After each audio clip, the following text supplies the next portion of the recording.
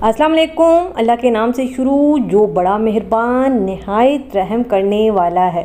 कुर्बानी के गोश्त में से हल्की सी महक आती है जिसकी वजह से बहुत सारे लोग कुर्बानी का गोश्त नहीं खाते हैं। तो आज मैं आपको इसी महक को ख़त्म करने का बहुत ही ज़बरदस्त किस्म का तरीका बताऊंगी और खुशबूदार महकता हुआ आप सालन, बिरयानी, कोरमा बनाएं। फिर जो भी इस महक की वजह से गोश्त नहीं खाता वो भी शौक़ से खाएगा, क्योंकि कुर्बानी का गोश्त खाएं, अपनी कुर्बानी का गोश्त खाने का बहुत सवाब है। तो चलिए फिर रेसिपी को स्टार्ट करते हैं। रेसिपी पसंद आए चैनल को ज़रूर सब्सक्राइब करना है, लेकिन रेसिपी आपने एंड तक देखनी है तभी समझ आएगी, वरना कुछ भी समझ नहीं आने वाला। गोश्त को आपने किसी भी खुले बर्तन में डालना है। अब देखिए, गोश्त की महक को ख़त्म करने के लिए हमें कुछ नहीं चाहिए, एक साबित लहसुन चाहिए, वो भी छिलके समेत। इसको आपने हवलदस्ते में डालना है और इसको कूट के आपने इसका सिंपल पेस्ट बना लेना है। लहसुन हर घर में मौजूद होता है, बस उसी का आपने इस्तेमाल करना है। तो बस ये पेस्ट हमारे पास तैयार होकर आ गया है, ठीक है। छिलके समेत हमने ये पेस्ट तैयार करना है और इसके बाद ये पेस्ट हम डाल देंगे अपने गोश्त में, ठीक है।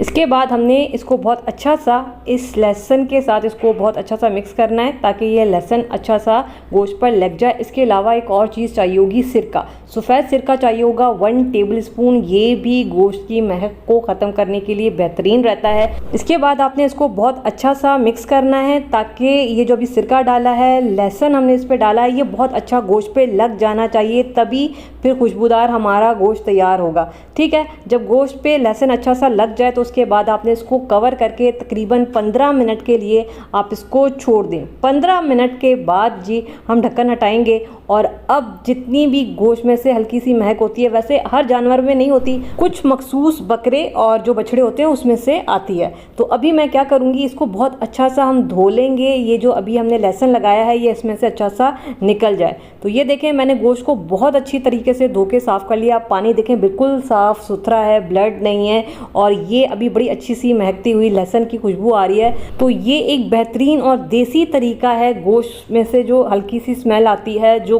महक आती है, उसको ख़त्म करने का।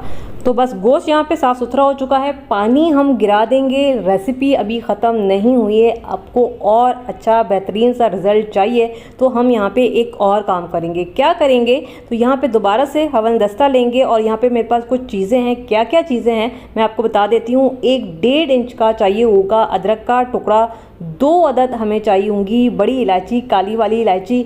इसके अलावा हमें 3 लहसुन के जवे चाहिए होंगे, 5 अदद हरी इलायची चाहिए होगी, और इसके बाद हम इसको कूट के पेस्ट बना लेंगे। आप चाहें तो ग्राइंडर में डाल के इसको पीस के पेस्ट तैयार कर सकते हैं, कोई मसले वाली बात नहीं है। तो यहाँ पे ये हमारे पास बड़ा ही अच्छा खुशबूदार सा लहसुन अदरक का पेस्ट तैयार होकर आ गया है। आप इस पेस्ट को किसी भी सालन में डालें, फिर देखें क्या खुशबूदार आपका सालन तैयार होता है। तो ये पेस्ट तैयार होकर आ गया है। दूसरी तरफ मैंने हांडी ली है मट्टी की, आप एक पतीला भी ले सकते हैं जिसमें भी आप सालन या फिर चावल वगैरह बनाते हैं। हांडी को मैंने गरम कर लिया है क्योंकि ये देर से गरम होती है, और इसके बाद मैं इसमें 1/2 कप ऑयल डालूंगी और इसमें हम डाल देंगे ये गोश्त। रेसिपी को आपने एंड तक देखना है, बहुत ही काम की होने वाली है इंशाल्लाह। और इसके बाद हम इसमें डाल देंगे ये लहसुन अदरक का पेस्ट जो हमने तैयार किया था।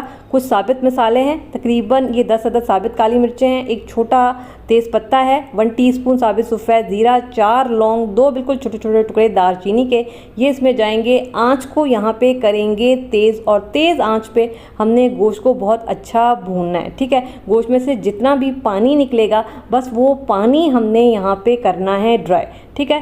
बस तेज़ आंच पे हमने गोश्त को भूनना है। अब ये देख रहे हैं कितना सारा गोश्त में से पानी निकला है। इस पानी में भी हल्की सी हीक होती है, महक होती है गोश्त की, तो ये पानी हमें नहीं चाहिए। आपने मुकम्मल तौर पे ये पानी ड्राई करना है। आंच को तेज़ करके भूनते जाएं और ये सारा का सारा पानी ड्राई करें जब तक ऑयल जो है ना गोश्त में से निकलना स्टार्ट नहीं हो जाता। तो ये देख रहे हैं ये पानी बिल्कुल ड्राई हो चुका है, गोश्त बिल्कुल भून चुका है, सिर्फ ऑयल रह गया है। अब इस वक्त बड़ी ज़बरदस्त खुशबू आ रही है, जो हमने इसमें साबित मसाले डाले हैं, लहसुन अदरक डाला है। अब आपने जो बनाना है बनाएं। बिरयानी बनाते हैं, कोरमा बनाते हैं, पुलाव बनाते हैं, इंशाल्लाह जो हल्की सी महक आती है गोश्त की वो बिल्कुल नहीं आएगी। मैं यहाँ पे आलू गोश्त बनाने वाली हूँ और चूल्हा बंद कर दिया है। 1/2 कप मैं डालूंगी दही का, 1/2 टेबल स्पून धनिया पाउडर जाएगा, 1/2 टीस्पून हल्दी, 2 टीस्पून हम इसमें डालेंगे लाल मिर्ची पाउडर, मिर्चें, और नमक आप अपने टेस्ट के हिसाब से कम ज़्यादा रख सकते हैं। अब मैंने चूल्हा दोबारा से ऑन किया है। चूल्हा इस वजह से बंद किया था ताकि दही फटे नहीं। तेज़ आंच करेंगे और दही का पानी ड्राई करेंगे। जब तक दही का पानी यहाँ पे ड्राई हो रहा है, मैं एक और काम करूँगी। क्या करूँगी, ये 2 मीडियम साइज़ की प्याज है, ठीक है, जिसको मैंने ब्राउन कर लिया, और इसके अलावा एक बड़े साइज़ का टमाटर है। इनको मैं मिक्सर में डालूंगी, थोड़ा सा पानी डाल के ब्लेंड करेंगे और इसका पेस्ट बना लेंगे, ठीक है। साथ साथ ये भी काम हो रहा है, इसकी भुनाई हो रही है। और ये जो पानी है हम इसको ड्राई कर रहे हैं, लेकिन नमक मैंने यहाँ पे नहीं डाला था। 1 टीस्पून नमक डालेंगे और दोबारा से बस हम इसको 1 मिनट और मज़ीद भूनेंगे। तो ये देखें जी, अब ये बिल्कुल पानी यहाँ पे दही का ड्राई हो चुका है। और इसके बाद हम इसमें डाल देंगे ये जो पेस्ट मैंने अभी तैयार किया था, ये डाल देंगे। आंच तेज़ ही है, बस तेज़ आंच पे भूनेंगे। जो टमाटर का पानी है इसको ड्राई करेंगे और ऑयल को सेपरेट होने देंगे। तो यहाँ पे देखें ऑयल अब निकलना स्टार्ट हो गया है, मसाला बेहतरीन यहाँ पे भुन चुका है, ठीक है। अब हम गोश्त गलाने के लिए इसमें डालेंगे पानी। तो पानी मैं इसमें डालने वाली हूँ तकरीबन 2 गिलास, क्योंकि मटन है और मटन इतना ज़्यादा टाइम नहीं लेता है गलने में, ठीक है। बाकी आप देख लीजिएगा कि आपको कितने पानी की ज़रूरत है। और इसमें थोड़ा सा आने देंगे बॉयल, ठीक है। जब इसमें बॉयल आ जाएगा तो इसके बाद हम इसको कवर कर देंगे और कवर करके तकरीबन 30 से 35 मिनट के लिए पकने देंगे, गोश्त को गलने देंगे। तो यहाँ पे तकरीबन 35 मिनट हो चुके हैं, आधा घंटा हो चुका है। ढक्कन हटाएंगे और देख लेते हैं कि मटन कहाँ तक पहुँचा। तो मटन यहाँ पे माशाल्लाह से बेहतरीन गल चुका है, ठीक है। अब हम इसमें डालेंगे आलू। 4 मीडियम साइज़ के मैं आलू ले रही हूँ और एक आलू को मैंने 2 हिस्सों में काटा है। बाकी आप देख लीजिएगा कि आपको आलू कितने पसंद है, आप अपने हिसाब से इसमें डाल सकते हैं, ठीक है। इसको मिक्स करेंगे। ग्रेवी मुझे यहाँ पे थोड़ी सी कम लग रही है, आलू ने भी गलना है, तो मैं इसमें डालूँगी 1 कप जितना पानी, ठीक है, ताकि आलू भी गल जाएँ और ग्रेवी भी हमारे पास अच्छी सी तैयार होकर आ जाए। नमक मुझे यहाँ पे कम लगा था तो मैं ½ टीस्पून मज़ीद नमक डाल रही हूँ। और अब आंच को तेज़ करेंगे, इसमें बॉयल आने देंगे। जब इसमें बॉयल आ जाएगा तो बस इसको कवर कर देंगे। आंच को हल्का करके 10 से 12 मिनट के लिए हम इसको पकाएंगे और आलूओं को यहाँ पे गलने देंगे। तो तकरीबन 15 मिनट हो चुके हैं, क्योंकि गर्मियों के आलू हैं, कभी कभी ज़्यादा टाइम ले लेते हैं और ये बड़े साइज़ के आलू थे। तो 15 मिनट में ये जी आलू हमारे पास गल कर आ चुके हैं बेहतरीन से, ठीक है जी। ये आलू हमारे गल चुके हैं और सालन हमारा तकरीबन तैयार है। तो आखिर में इसको और खुशबूदार बनाने के लिए 1 टीस्पून भुना कुटा हुआ ज़ीरा डालूंगी।